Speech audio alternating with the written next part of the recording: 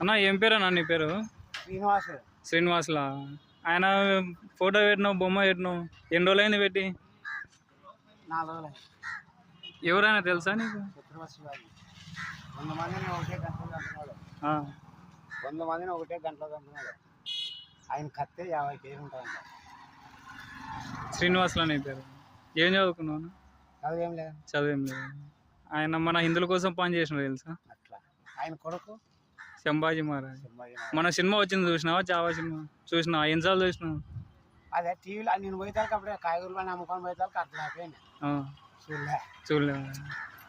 Correct కదా. ఆయన కొడుకు చంపినాడు 1,00,000 మంది.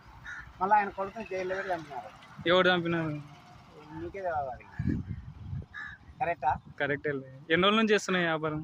20 ఏళ్ళు అయింది. 20 ఏళ్ళు అయింది. అప్పటి నుంచి ఆయన ఇంట్లో చేస్తున్నా? ఇంట్లో ఊపిన అంటే ఊపిన అమలు పెట్టుకునే మనసులో మన అన్నయ్య వచ్చింటే తీసుకుంటాం.